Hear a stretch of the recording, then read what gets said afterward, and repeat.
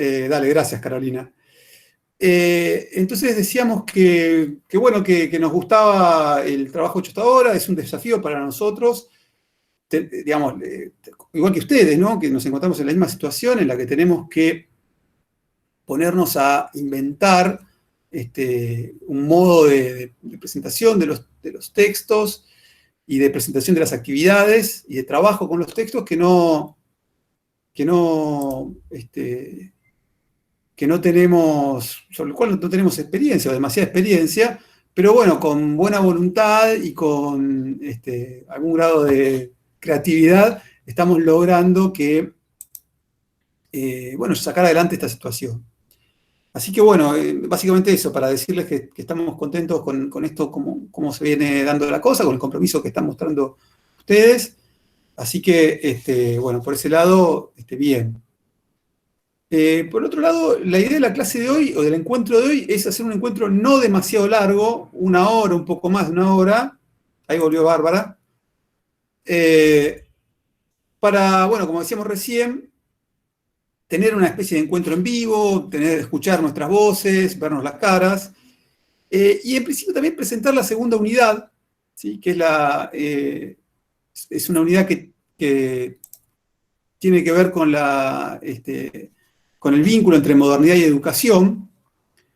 Y en ese sentido, lo que vamos a hacer no es muy pretenciosa esta clase, como además es un primer encuentro, siempre los primeros encuentros es mejor llevarlos de a poquito. Lo que vamos a hacer es sencillamente presentar una serie de ideas básicas que caracterizan a la ilustración, ¿sí? Si bien el programa dice el vínculo entre modernidad y educación, la ilustración aparece como un movimiento de ideas, un conjunto de ideas, no una escuela, sino un conjunto de ideas, un movimiento que de alguna manera sintetiza, y sobre todo para el campo de la educación, los valores modernos, y de alguna manera constituye nuestro mundo actual. Ese me parece que es un punto importante, y es que nuestro mundo actual, el modo en que nuestro mundo actual está configurado, tiene que ver con el triunfo de los valores ilustrados. ¿Sí? Y es por eso que Todorov, en el texto que ustedes tienen para leer, Todorov dice hay que revisitar los valores ilustrados. Y hay que revisitarlos porque justamente son esos valores los que con sus logros y defectos configuraron el mundo actual. ¿Sí? Todorov, bueno, ahora vamos a contar un poco, pero es un filósofo, si quieren, también era originalmente un semiólogo, afrancesado, en realidad es búlgaro, pero vive en Francia, es decir, vive en el centro, por decirlo así, por lo menos en el centro del siglo XVIII y XIX, de irradiación de estas ideas. Entonces, bueno, lo primero que hay que señalar es que vamos a trabajar con la ilustración como un periodo de síntesis, de explosión de estas ideas modernas que configuran el mundo actual. Y lo que vamos a hacer es una especie de caracterización general de estas ideas. Siempre teniendo en cuenta, si bien en esta clase yo voy a hablar mucho de estas ideas y de este clima, lo que tenemos que tener en la cabeza es siempre la educación y básicamente la escuela como un dispositivo moderno o inventado por esta modernidad ilustrada, si quieren, que llega hasta nuestros días y que para pensarla críticamente hay que pensar las ideas que le dan origen.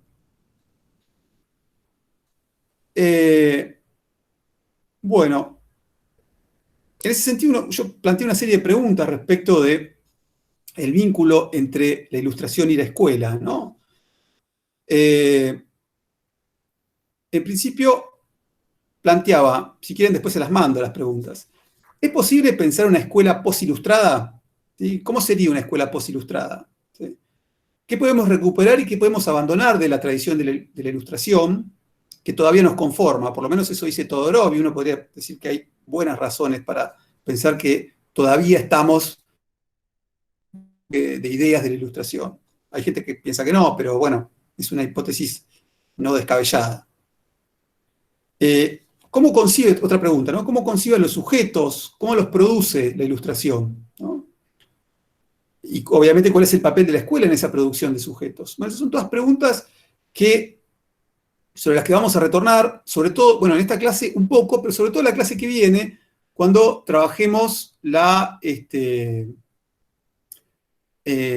trabajemos a Foucault, trabajemos también un historiador que se llama Philippe Arié, y tratemos de pensar un poco cómo, digamos, pensar críticamente la escuela y pensar críticamente la ilustración, y a la vez volvemos a la pregunta de, bueno, está bien, podemos criticar a la ilustración, podemos criticar a la escuela, pero ¿en qué medida la ilustración es un horizonte rebasable?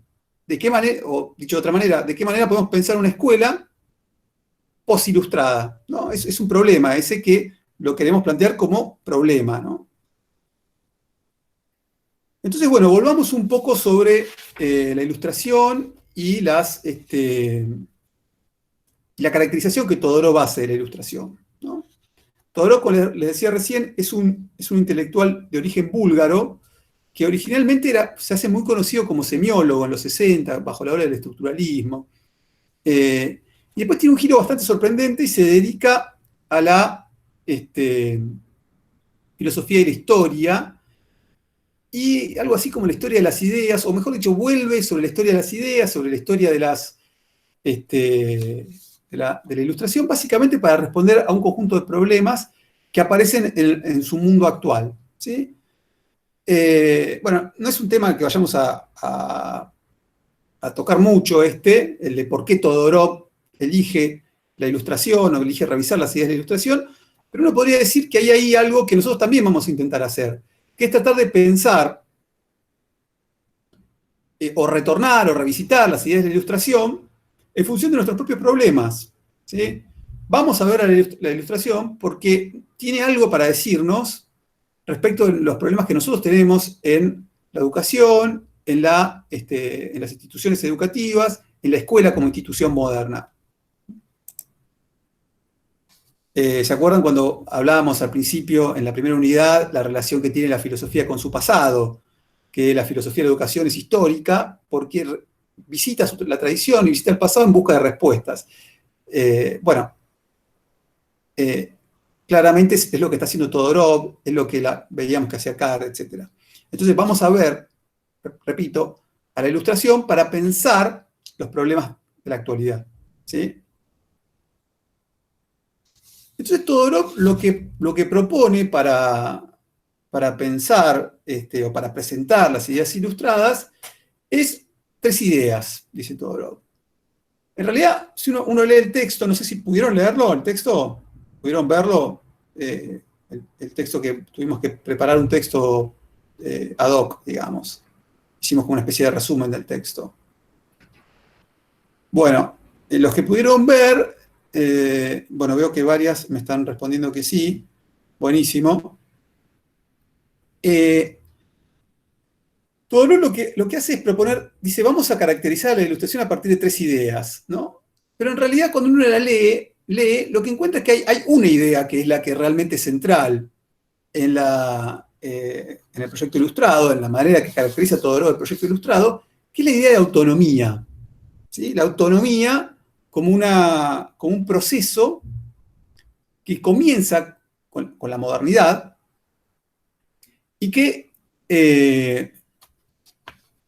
digamos, atraviesa todas las esferas de la vida social, ¿sí? Algunas de ustedes cursaron conmigo el PIEU, ¿no? El programa de introducción a los estudios universitarios, y ahí hablábamos un poquito de la autonomización de las esferas, ¿sí? ¿Se acuerdan? Bueno, esto es bastante parecido, o sea, la idea de autonomía, a lo que refiere Todorov cuando trabaja la idea de autonomía, lo que muestra es cómo en la modernidad, no solo en la ilustración, sino en la modernidad como proceso general, que es un proceso que no es solo intelectual, sino también es un proceso material, económico, político, social, lo que se produce es una autonomización de las esferas de competencia, ¿no? La esfera, eso lo decíamos en el PIEU, ¿no? La esfera de la verdad se autonomiza con la ciencia, primero con la filosofía, luego con la ciencia. La esfera de la ética o del bien se autonomiza con la política y obviamente la ética, y la esfera estética se autonomiza con el arte moderno, ¿no? Bueno, lo que Todorov no lo presenta así, pero dice básicamente lo mismo. Dice que la autonomía, en principio, la presenta en el plano del conocimiento. ¿no? En el plano de la verdad, diríamos, en términos de Pieu, ¿no? Entonces, en el plano de la verdad, ¿qué significa la autonomía? Bueno, autonomía en términos etimológicos quiere decir la capacidad de dictarse las propias normas, o sea, no depender de las normas externas para, bueno, regir la conducta, ¿no? En el plano del conocimiento, la autonomía sería o implica no aceptar el criterio de autoridad, no aceptar la autoridad externa, supongamos de Aristóteles o supongamos de la Iglesia, básicamente, para producir conocimiento, ¿no? Este es un proceso que empieza mucho antes de la Ilustración, pero que se sostiene y que se condensa, digamos, esas ideas se condensan en la Ilustración, ¿sí? En ese sentido, la Ilustración lo que dice es, todos podemos conocer, ¿sí? El conocimiento es accesible a todos, puede ser por la vía de la razón, por la vía de los sentidos, por la vía, digamos, de la empiria, de la experiencia, pero todos podemos conocer la verdad, por decirlo así, ¿no? No hay intérpretes privilegiados de la verdad, sino que la verdad es algo que se conoce por ejemplo, científicamente o por otros métodos, digamos, por experiencia, ¿no? Experiencia es la forma tradicional de conocimiento. Pero también está la ciencia, y todos podemos conocerla, no es que todos la conozcamos, sino que todos en principio podemos conocerla, y en todo caso definimos si algo es verdadero o falso, claro, a través de la razón, dice Ana, tal cual, la razón y de la experiencia también, que son congruentes, ¿no? Y esos conocimientos no son sancionados por una autoridad que dice esta es la verdad de una vez y para siempre, sino que son perfectibles y están sujetos a la intersubjetividad. O sea, los sujetos, nosotros, nosotras, discutimos en una esfera pública, que puede ser la esfera científica, bueno, en el caso de la ciencia sería la comunidad científica, discute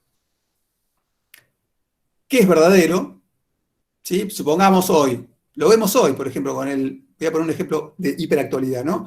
Con el coronavirus, ¿no? Hoy lo vemos claramente que la comunidad científica está discutiendo cuál es el alcance, cómo se transmite, cómo se puede prevenir, etcétera, etcétera. Y hay una discusión que claramente está abierta. Nadie tiene la verdad. Y hay una idea ingenua respecto a la ciencia que es como que tiene contacto con la verdad. No, la ciencia es un conjunto de procedimientos. Perdón, voy a permitir que alguien entre. Decíamos que la ciencia es un conjunto de procedimientos que permite, digamos, conocer determinados objetos de una manera que las otras formas de conocimiento no, ¿sí? Permite conocerlo y manipularlo, ¿no? Y ahí vemos que hay una discusión, que eso es un proceso que está abierto y que se va discutiendo y se va construyendo determinados resultados que alguien podrá llamar verdad, pero es una verdad no en el sentido metafísico, una verdad con mayúscula, sino que es una verdad siempre provisoria. Bueno, eso es algo típico es un invento, por decirlo así, de la modernidad, que con la Ilustración se vuelve digamos, alcanza, digamos, un desarrollo mucho mayor, ¿no? Porque ese es otro punto que me salteé un poco, pero que es importante la Ilustración, y es que no es que la Ilustración produzca conocimientos muy novedosos. Lo que hace la Ilustración, por lo menos así dice Thoreau, es sintetizar todos esos procedimientos, esos conocimientos, y darle un correlato real, ¿sí? El correlato real tiene que ver, en el caso de Kant, que es el texto que tienen para leer, además del de Todorov, correlato real es, por ejemplo, lo que se llaman los déspotas ilustrados, es decir, los reyes, o bueno, los príncipes o los jefes de Estado, que permiten que la gente discuta, ¿sí? Mientras obedezcan, ¿no?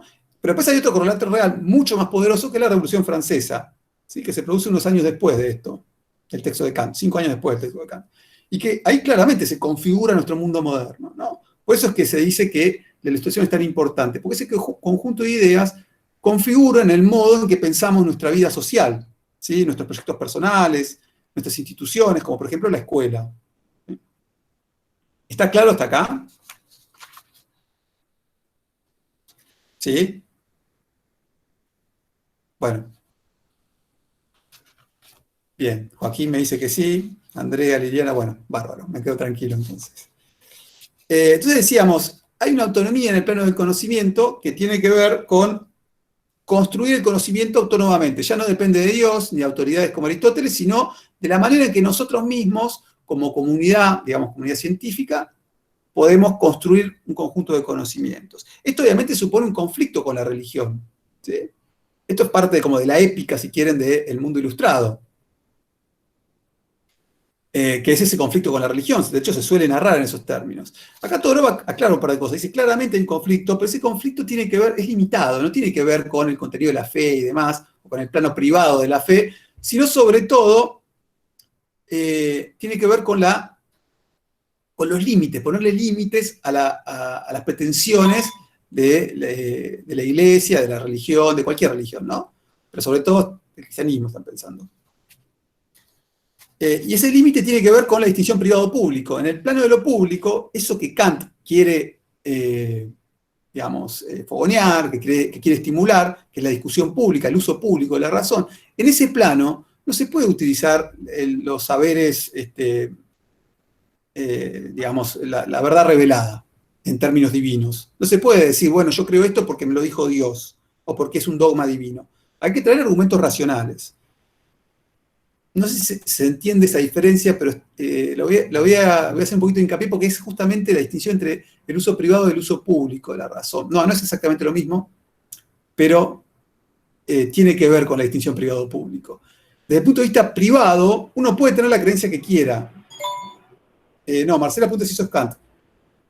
Ahora vamos a aclarar lo que es Kant. Pero lo que quiero decir es esto, que los límites a la religión que propone el mundo moderno tienen que ver con esto, tienen que ver con limitar las pretensiones de una verdad revelada, no susceptible de debate racional, sobre las políticas públicas, ¿sí? El plano de lo público solo admite argumentos racionales.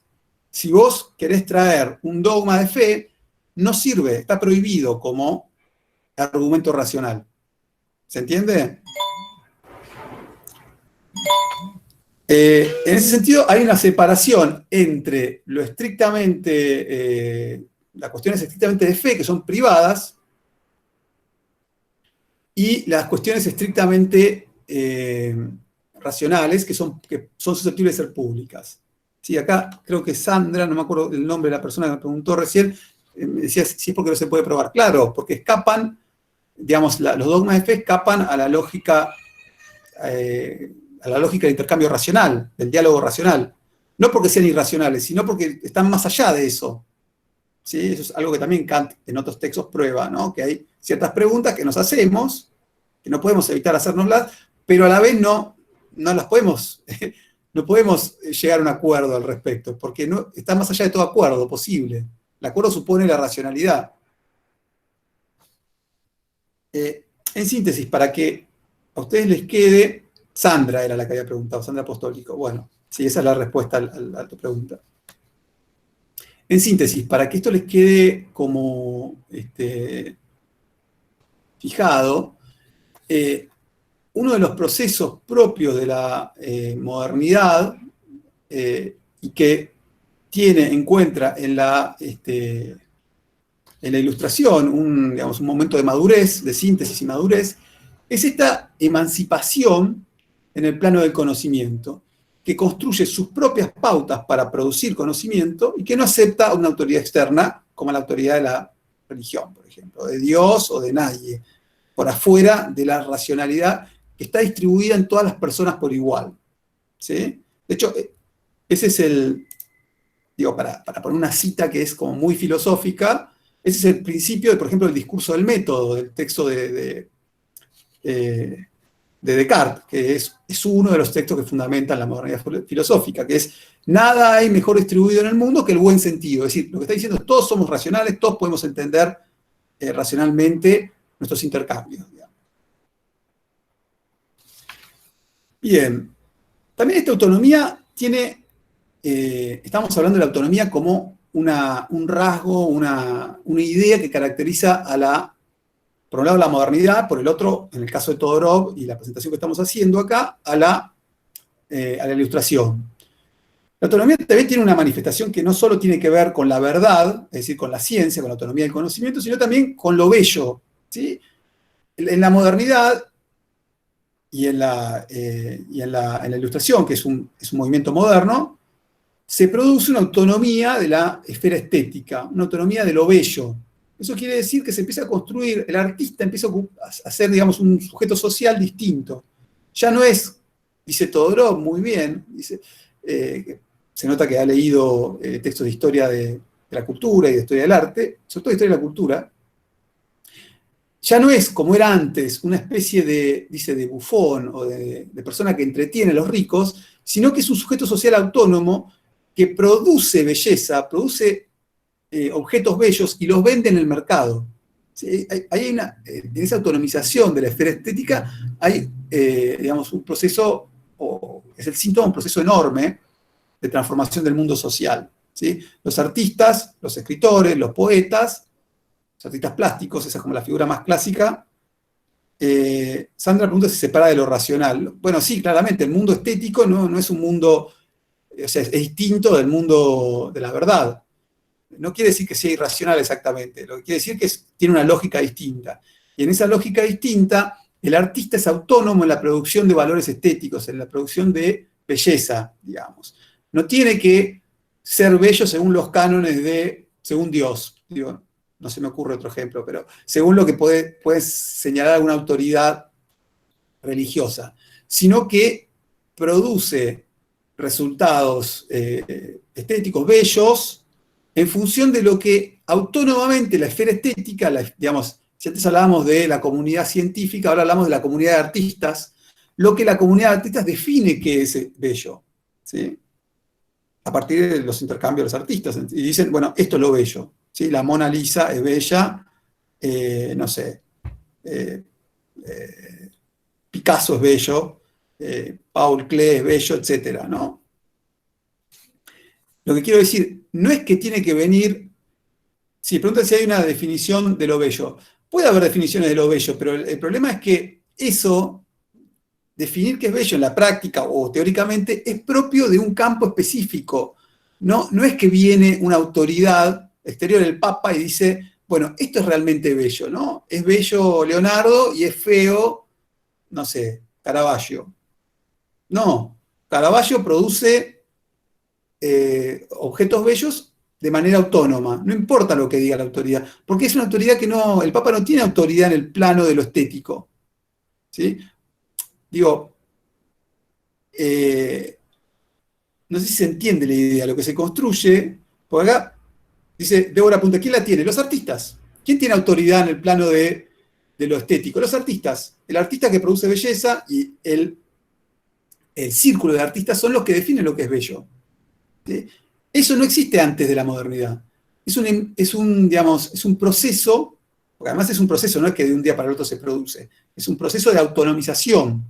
¿Sí? Esto está muy estudiado, muy trabajado sobre todo por intelectuales alemanes, ¿no? La autonomización de las esferas. De hecho, la palabra autonomización justamente refiere a un proceso, ¿sí? No a un evento que se produce en determinado momento. No, es un proceso que se va dando, que es un proceso de modernización que se da en todas las sociedades occidentales, también en la Argentina, también en Latinoamérica, ¿no? Probablemente con un poco más de retraso respecto del mundo europeo, pero es un proceso que es visto como a la distancia, se ve como indetenible. Es un proceso en donde lo bello se separa de lo bueno y de lo verdadero. ¿Sí? Es autónomo. ¿Sí? Bueno, Débora dice que no está de acuerdo, pero bueno, está bien, podés no estar de acuerdo, no hay drama. Pero lo que yo quiero que se entienda, más allá de si nos gusta o no, es que se entienda cuál es el proceso. Es un proceso que es histórico. ¿Sí? Hay un proceso histórico de separación de esferas. Hoy los científicos, un científico que está investigando cómo combatir al coronavirus, no tiene nada para decir respecto de la esfera estética. Son esferas distintas. ¿Se entiende? ¿Sí? ¿Quién tiene autoridad para hablar de lo bello? Bueno, los artistas. ¿Quién tiene autoridad para hablar de lo verdadero? Los científicos.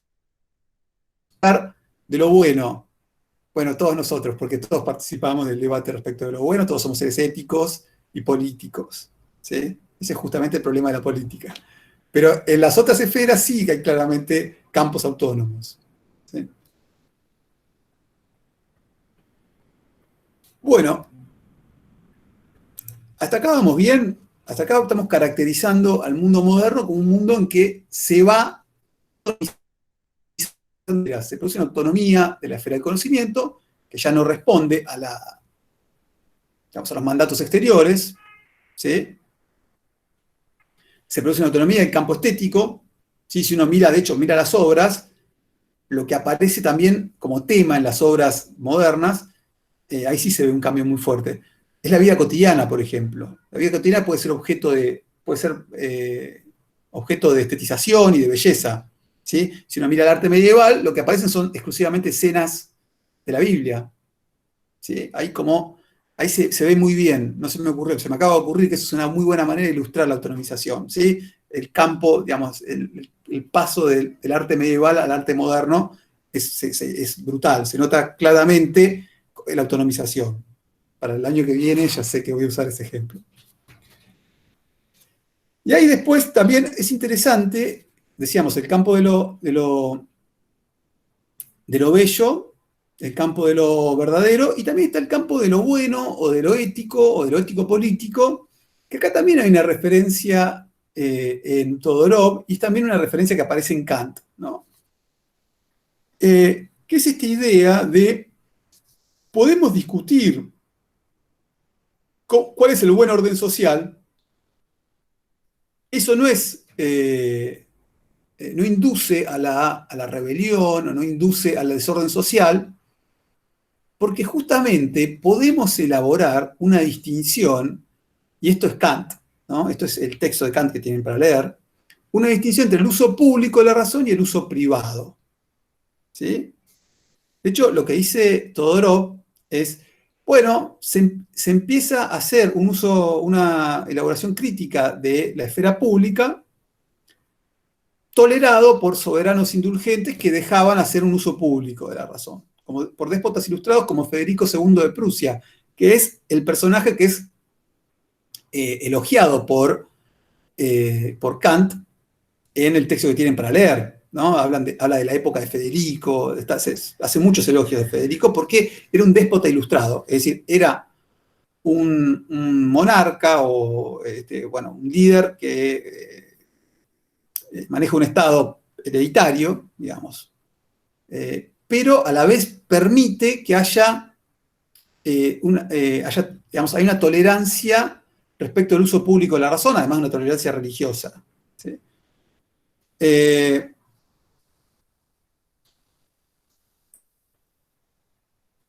En ese sentido, digamos, es en este contexto, digamos, de autonomización de esferas y de tolerancia y de uso público de la razón, que ya no aparece como una amenaza para el orden público, como hubiese sido pensado eh, eh, por el antiguo régimen, digamos, eh, que nace o que se construye el dispositivo moderno llamado escuela. ¿Sí? Si nosotros pensamos que el saber nos hace libres, ¿sí? Eso es una idea muy ilustrada, se escucha cortado, me dicen. ¿Escuchan bien? Bueno, si escuchan mal, lo que pueden hacer, si alguien escucha mal, lo que puede hacer es cortar el video. Si cortas el video, se escucha mejor. Bueno, entonces decíamos, perdí un poco el hilo. Hablamos de la escuela, ¿sí? La escuela es un dispositivo que nace en este contexto, en este clima de ideas, en estas concepciones, ¿sí? Y que es hija de estas concepciones. Y como venimos diciendo, hay que producir una autonomía en el plano del conocimiento. Esa autonomía en el plano del conocimiento nos hace mejores, nos mejora. Es una idea muy ilustrada también. Todos podemos acceder a ese conocimiento, no hay supersujetos o sujetos que estén por encima de los demás. En principio todos podemos acceder al conocimiento. Ese acceso nos hace mejores ciudadanos, como parece decir Kant, ¿no? Entonces, la escuela está destinada a ocupar un lugar central en esta economía, en este clima, ¿no? en este diseño social, ¿no? La escuela ocupa justamente el lugar que permite producir sujetos racionales, ¿sí? Sujetos que, al conocer la racionalidad, se ajusten a un orden social que es mejor, porque también está esa idea de que si somos todos racionales, el orden social va a ser mejor, porque vamos a ser todos mejores, vamos a tener más capacidad, no nos vamos a dejar vencer por nuestras pasiones, por nuestro egoísmo, por nuestra envidia, y al primar nuestra racionalidad, vamos a poder construir sociedades más justas, ¿sí? En ese sentido, la escuela aparece como un lugar en donde justamente, para continuar con esta metáfora ilustrada, se ilumina las mentes de estos pequeños sujetos o estos proyectos de sujeto a partir de un conocimiento que les permite, bueno, no solo acumular ese conocimiento, sino ser racionales, tener una disposición hacia la racionalidad. No es solo, digamos, contenidos concretos, sino, como se suele decir en los diseños curriculares, procedimentales, ¿sí? Es también el procedimiento de ser racional. No se trata solo de tener los contenidos, sino también de tener una disposición hacia la racionalidad.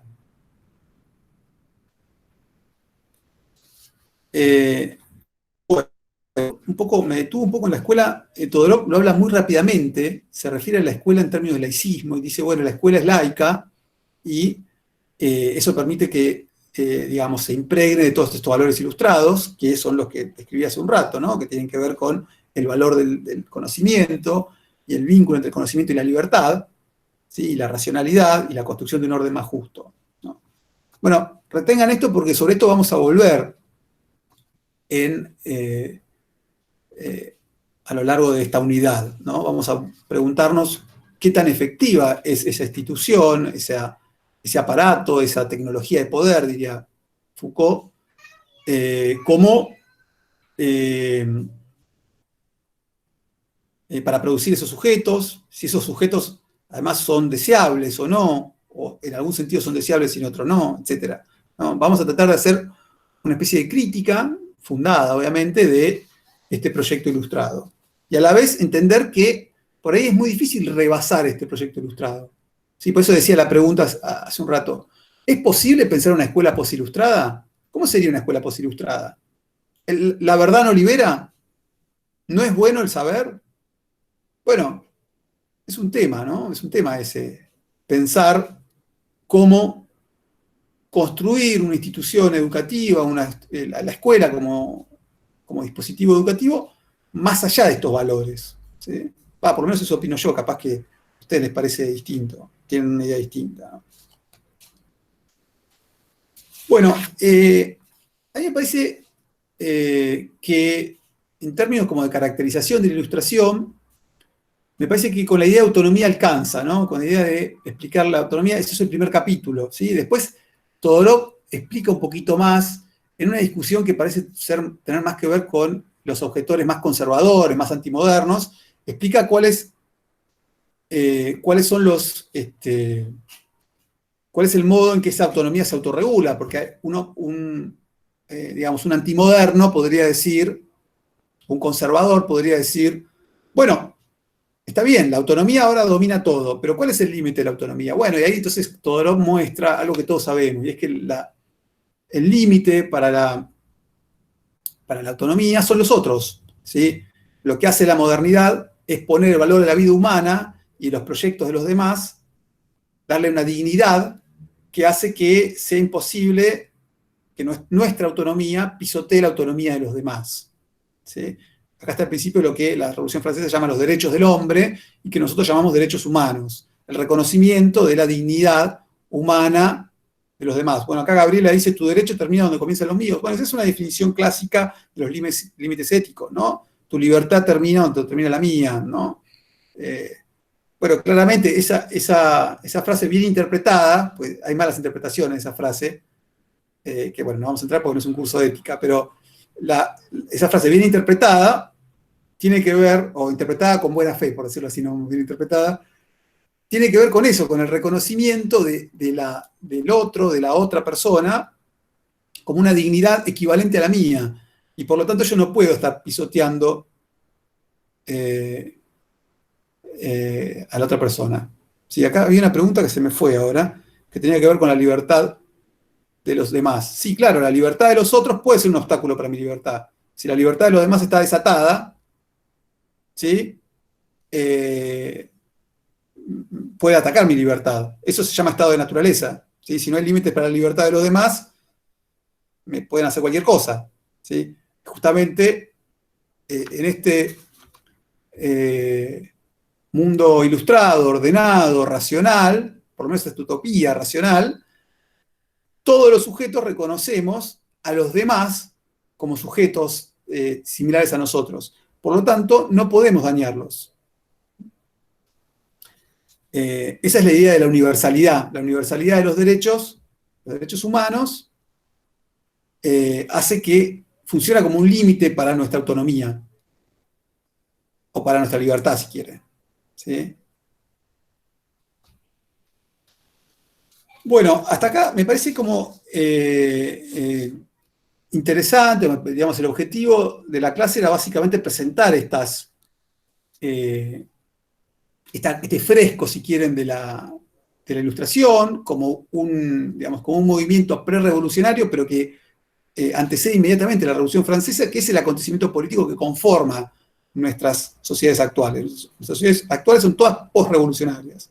¿Sí? La Argentina, nuestro país, incluso es un país posrevolucionario, o sea, producto de una revolución. ¿Sí? Somos hijos de la Revolución Francesa en ese sentido. Y la Revolución Francesa se nutre de estos valores, ¿sí? Que vienen obviamente de antes. Son valores modernos, si quieren.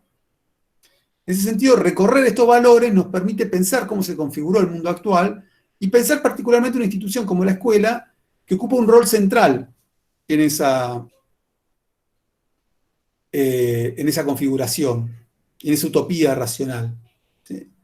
Fíjense, digo, en el debate público argentino, sobre todo el que se da, qué sé yo, en televisión, pero en general, ¿sí?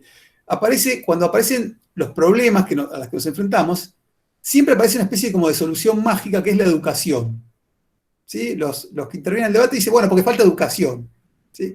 Nadie sabe muy bien qué quiere decir o qué sería concretamente una buena educación, cómo llevarla a cabo, qué posibilidades de éxito tiene. O sea, hay una especie de sobreentendido que tiene que ver con nuestro mundo, con cómo fue configurado ese mundo hace 250 años, en donde la educación ocupa un lugar central. Es como es una especie casi de palabra mágica que permite resolver todos los debates, ¿sí? Todos los problemas. Los pateas para adelante, ¿no? Porque en realidad lo resolvés cuando realmente haya educación, ¿no? Bueno, señalo esto básicamente para mostrar cómo coinciden con eso de la educación que aparece en el debate siempre o no, no, no. A mí me llama la atención, siempre aparece, digo, por poner un ejemplo, en, en los programas de la noche, en Intratables, digo, aparece siempre, o sea, de repente la gente dice, sí, sí, la educación, como si fuese una especie de solución mágica. Bueno, nadie lo sabe, o casi nadie lo sabe, pero están siendo muy ilustrados en esa respuesta. Están pensando que hay una llave, que es por otro lado, lo que también dice Kant, ¿no? Kant dice un poco eso, no dice la educación, pero dice la ilustración, ¿no? Es como aquel proceso que nos permitiría resolver todos estos problemas. Y bueno, uno por un lado está de acuerdo, porque está comprometido con la educación pública, con llegar a todos lados, o a la mayor cantidad posible, pero a la vez es consciente de las dificultades y de las dificultades que supone ese proyecto, y además de de las distintas nociones que tenemos todos respecto de qué sería una buena educación. ¿Sí? En ese sentido, por ahí, bueno, pongo este ejemplo para que nos pongamos a pensar, de vuelta, voy a insistir con esto, con esta letanía, con esta cantinela, de que, bueno, que es importante igual, que esto, no solo el valor de la educación, sino las instituciones a partir de los cuales ese valor se efectúa, se performa, son instituciones inventadas por la modernidad capitalista, que es, por la modernidad en general, porque no es que en el mundo socialista dejó de haber escuelas. ¿Qué es la escuela? ¿Sí? Pensar estos valores, o repensar estos valores, revisitar estos valores, estas ideas, tienen que ver con repensar la escuela. ¿Sí? No se puede repensar la escuela sin repensar estos valores, eso quiero decir. Bueno, vayamos al texto de Kant. ¿Sí? El texto de Kant es un texto que me parece que, bueno, Kant es un enorme filósofo, digo, en el canon filosófico ocupa el podio claramente, probablemente el primer lugar. Alguien diría que los griegos tienen un lugar mejor, alguien diría que Hegel tiene un lugar más. No importa, digamos, en el top 5 está seguro. Digamos.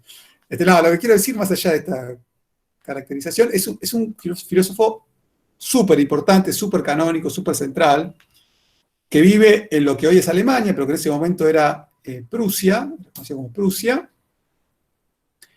en un lugar, en un pueblo que ahora queda, se llama Königsberg, que queda en Rusia ahora, en este momento.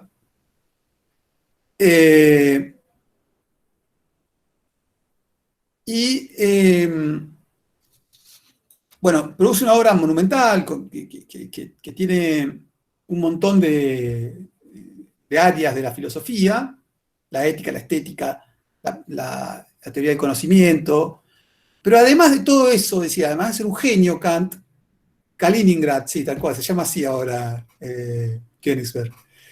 Pero además de ser un genio, también era alguien, digamos, comprometido con las discusiones públicas, y este texto que ustedes tienen para leer es un texto que sale publicado en un diario, ¿sí? Es un texto mucho más amigable que los textos que normalmente publica Kant. Es un texto en el que él responde, es un texto del año de fines o de septiembre, si no recuerdo mal, de 1784. Es decir, piensen, finales del siglo XVIII, 5 años antes de la Revolución Francesa. Kant va a ser contemporáneo de la Revolución Francesa. Es decir, acá se ve bien cómo estas ideas se cruzan claramente con la política y con la historia y con la realidad. O sea, estas ideas construyen realidad. No son ideas colgadas, no. Son ideas que tienen efectos de realidad, podemos decir, inmediatos. ¿Sí?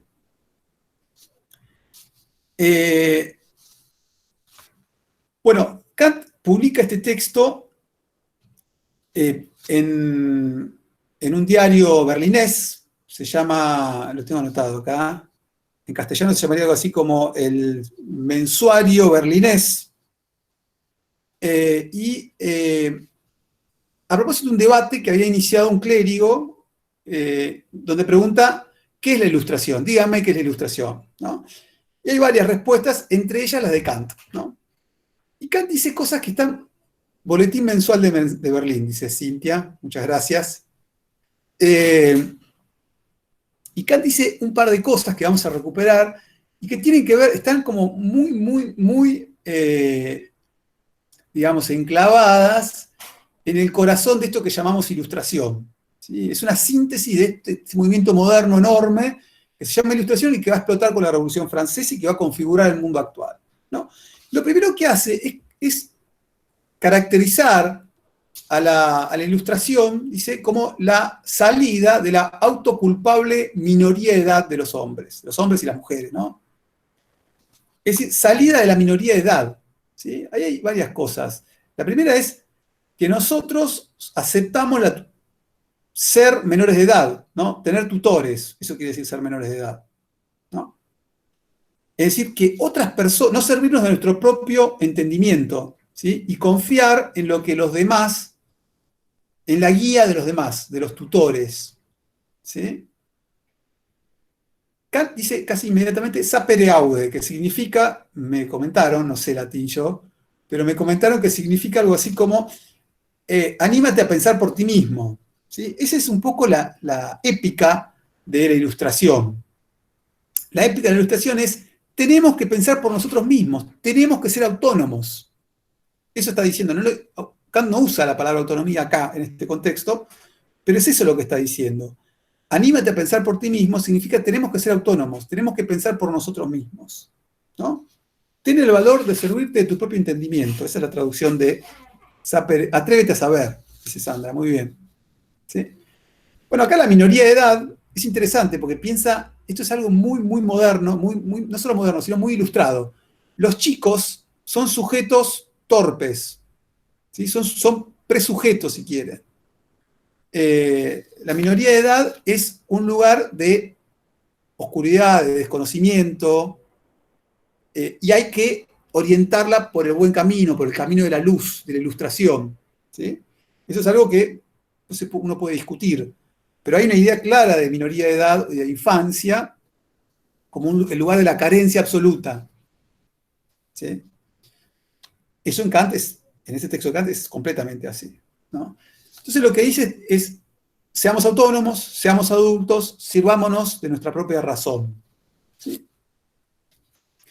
Él después, bueno, da unas vueltas y dice que la ilustración es una especie de proceso que lo único que requiere es libertad. Él tiene como una especie de creencia en la, digamos, espontaneidad del proceso ilustrado. ¿Sí? Él cree que si, en ese sentido es claramente optimista Kant, ¿sí? O por lo menos este texto parece bastante optimista.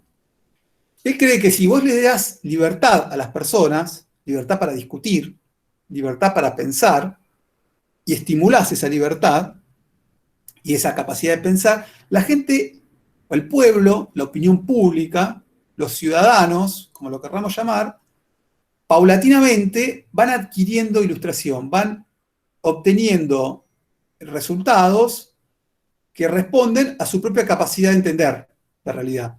¿Sí? Y eso, como decíamos antes, en esta especie de utopía racional, ilustrada, nos conduce a un mundo mejor. ¿Sí? Porque si todos somos racionales, si a todos se nos permite ser racionales, utilizar nuestras capacidades racionales, bueno, vamos a vivir en un mundo mejor. Bueno, ¿cuál es el problema? Bueno, el problema es que vivimos en una sociedad de antiguo régimen, en una sociedad que tiene límites, o sea, que tiene un monarca elegido supuestamente por Dios, etcétera. Es decir, que acá hay que construir una cuña que nos permita hacer uso de esta razón sin poner en duda la autoridad del monarca. Entonces acá Kant hace de una manera muy inteligente una distinción entre el uso público y el uso privado. ¿Sí? Acá esta es una distinción importante que presten un poco de atención, no es tan difícil de entender, pero a veces se confunde, ¿no? Acá, uso público de la razón quiere decir el uso que cualquier persona, en tanto docto, en tanto persona que sabe de algo, puede hacer para su público lector. ¿Sí? Yo supongamos que sé mucho de, no sé, no se me ocurre, de cine no, pero de algo, no sé, de algún tipo de legislaciones comparadas, ¿no? Entonces yo voy, y me dicen acá de filosofía, bueno, gracias. Pero supongamos que yo sé mucho de educación, ¿sí? Supongamos eso, no sé mucho, de un tema en concreto. ¿No? Entonces voy y hago un uso público de la razón y lo que hago es sencillamente escribir un artículo en el que digo, bueno, la verdad es que el plan educativo que nos conviene es este y este por tal y cual cosa, porque comparé con el de Francia, con el de Inglaterra y con el de Rumania, y el que conviene es este. ¿No? Ahí yo soy en tanto docto, yo estoy proponiendo una reforma del plan educativo, ¿no? de un determinado Estado. Ahora, ese es el uso público de la razón. Ahora, el uso privado es el empleo de la razón, dice acá Sandra, el usar la razón de manera libre, tal cual, eso es el uso público. ¿Sí? Hay un uso libre en tanto docto, en tanto persona que sabe sobre un tema. Ahora, el uso privado, ese es el empleo de la razón que yo tengo en tanto funcionario. ¿Sí? Yo puedo pensar lo que quiero y publicar lo que quiero respecto de la currícula educativa de un determinado estado. Ahora, yo soy docente de una universidad o de un secundario y yo tengo que dar lo que la currícula dice, por más que yo esté en desacuerdo. ¿Se entiende? Esto lo ilustra Kant por una frase de Federico II de Prusia que es: razonen todo lo que quieran, pero obedezcan. ¿Sí? Hay una especie, esto lo digo yo, no lo dice Kant, hay una especie de esquizofrenia de la razón. ¿Sí? El uso público y el uso privado es un uso esquizofrénico, entre comillas, no es una patología. Tiene que ver con distinguir funciones. Yo, en tanto docto, puedo pensar que lo mejor para mi estado es que, por ejemplo, volvamos a estudiar latín y griego. ¿Sí? y lo fundamento. Salgo y digo, me conviene para Argentina, lo que conviene es esto, ¿no? Y explico por qué. Ahora, yo después, como profesor, no puedo enseñar latín y griego porque me pintó, ¿sí? Porque yo creo eso. Yo tengo que obedecer al marco normativo, ¿sí? Él pone otros ejemplos. Él pone un ejemplo de la milicia. Eh, Acá Sandra pregunta, ¿esa razón es transmitida por otro con un cargo o no? Bueno, no importa si tenés un cargo o no. El punto es que incluso si tuvieras un cargo, vos separás una cosa de otra, ¿sí? Vos podés no estar de acuerdo con determinadas leyes, por ejemplo, proponer un cambio en esas leyes, pero a la hora de actuar, tenés que respetar esas leyes. Y si no lo haces, tendrás que responder por eso, ¿sí?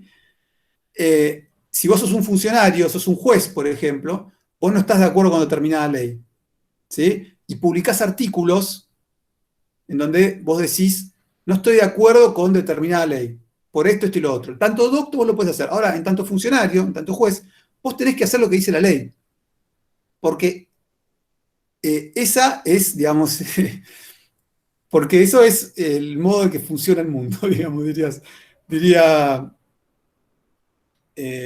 diría Kant, ¿no? O sea, para sostener el orden, para que el uso de la razón no sea una alteración del orden, lo que hay que hacer es producir esta cisura, esta especie de esquizofrenia de la razón, decía yo, bueno, si quieren, de carácter bifronte de la razón, que es una cosa es lo que vos decís como librepensador, como docto, y otra es lo que vos hacés cuando sos funcionario. ¿Sí? El ejemplo que yo doy del juez es como clarísimo. El juez puede estar en contra de una ley. Puede, en tanto jurista, en tanto docto en derecho, puede escribir artículos en donde dice, yo estoy en contra de la ley que prohíbe determinada cosa. Ahora, en tanto funcionario de un Estado, tiene que sencillamente hacer lo que dice la ley, aplicar la ley. Claro, acá dice Gabriela, puedes expresarte sin incumplir leyes, ¿no? Bueno, claro, esa es una separación que todavía continúa, hoy todavía nosotros tenemos esta distinción. ¿Sí? ¿Se entiende la distinción entre el uso privado y el uso público? Bueno, me dicen que sí. Bueno. Y lo que Kant dice en varias partes, un texto que tiene, la versión que tiene usted tiene 6 páginas. En varias partes, Kant dice y se esfuerza en mostrar, en argumentar, que esto no es un desafío para la autoridad de los reyes, ¿sí? De los reyes y de los monarcas. Él dice, la humanidad es perfectible, la humanidad necesita de este proceso, necesita que permanentemente estemos discutiendo. Lo que tenemos que hacer es construir un dispositivo que permita separar la discusión, esto que llamo esquizofrenia de manera un poco burlona, pero en realidad es un procedimiento legítimo, separar la discusión, el plano del debate público, la esfera pública, el plano de la discusión pública, del plano de las personas que deben ejecutar las normas. ¿Sí? Una cosa es cuando vos discutís como libre pensador y otra es cuando vos sos empleado del Estado, por ejemplo, y tenés que cumplir lo que dicen las normas. Bueno, esto que parece, uno se podría preguntar, bueno, ¿por qué es tan importante esto? Bueno, porque acá Kant está construyendo la idea de una opinión pública que es racional, que justamente es una esfera donde el debate racional tiene lugar y que requiere de sujetos racionales que son producidos por la educación. ¿Sí? Kant tiene una idea bastante espontaneísta de esto. ¿Sí? Voy a citar, a ver si lo encuentro, un párrafo en donde, bueno, no lo encuentro, pero hay una parte en donde Kant dice, alcanza con proponer esta libertad para que la gente de a poquito vaya encontrando, la gente, los ciudadanos, la esfera, la opinión pública, vaya encontrando la manera de ubicarse racionalmente.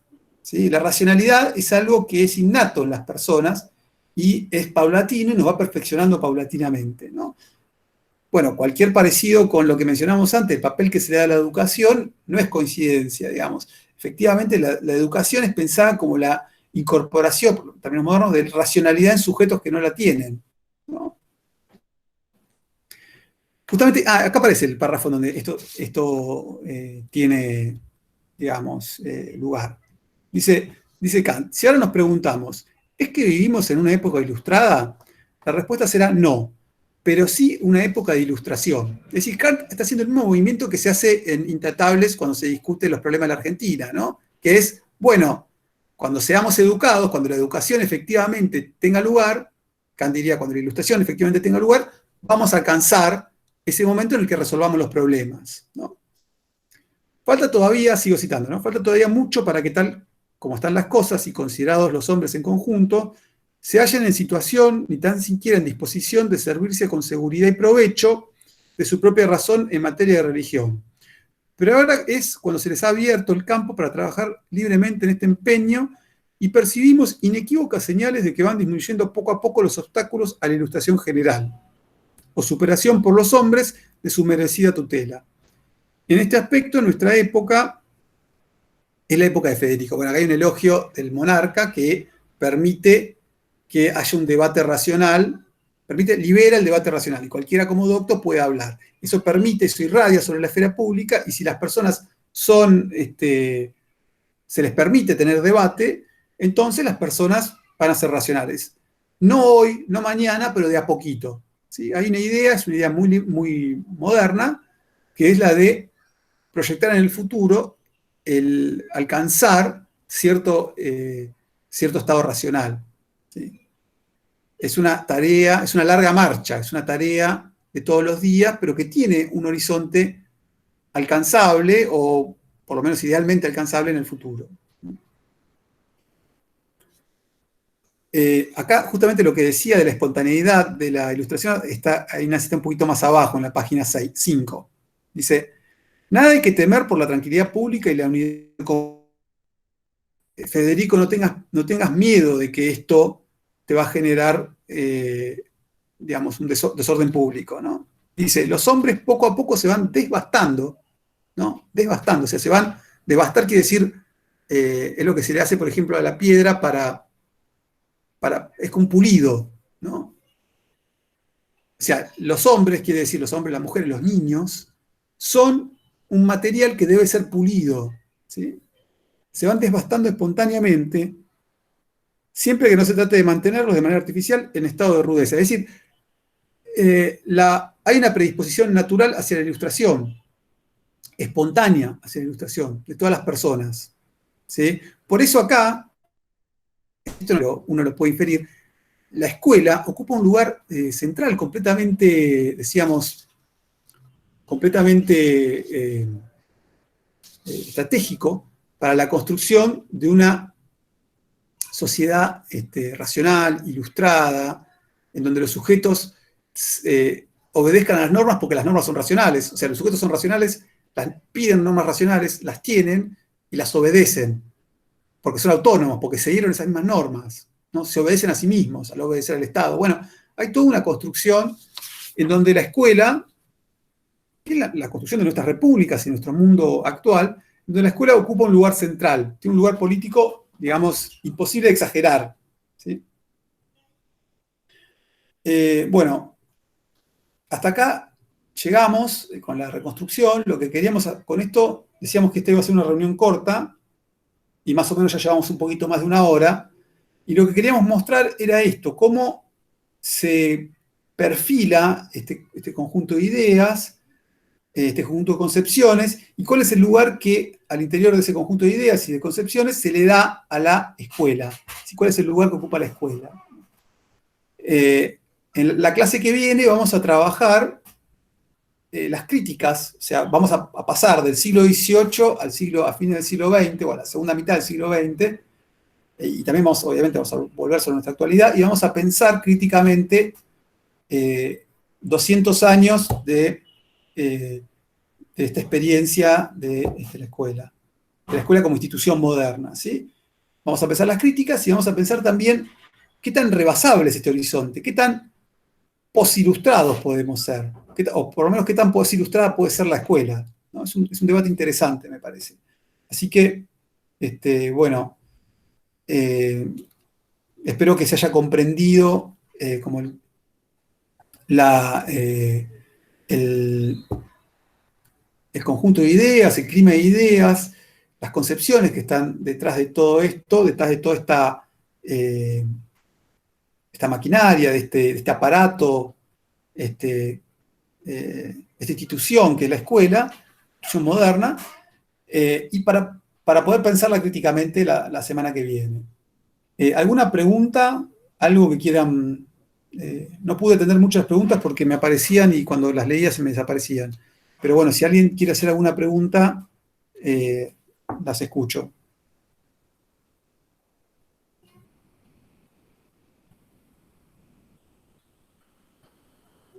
Bueno, elogios, gracias por los elogios. Eh, bueno,